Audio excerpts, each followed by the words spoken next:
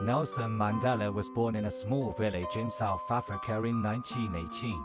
From a young age, he witnessed the deep injustices in his homeland.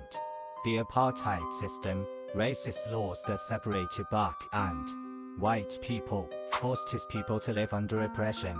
Black people had no equal rights, could not freely choose where to live, and were even forbidden from entering the same schools and hospitals as white people.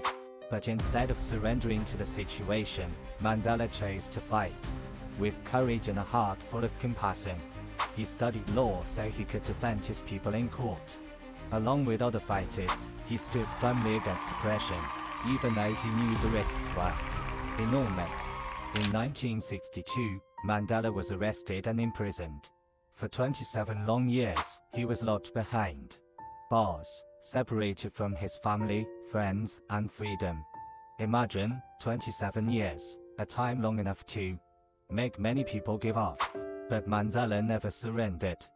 In fact, inside prison, he strengthened his soul with patience, resilience, and a great vision for his nation's future. What was most extraordinary, Mandela never let hatred consume him. He once said, "Hatred is like poison. It burns our soul, not our enemy. Therefore, I choose to forgive." When he was finally released in 1990, the world was astonished by his attitude. Instead of seeking revenge, Mandela called for reconciliation and unity. He knew that the future of South Africa could only be built if its people chose peace instead of hurting one another. 4 years later, Nelson Mandela was elected as the first black president of South Africa. He proved that true strength is not in revenge, but in forgiveness and rebuilding. Inspirational lessons from Mandela's story. 1.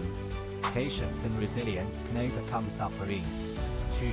Forgiveness is far more powerful than revenge. 3. A true leader fights not only for himself, but for the future of his people.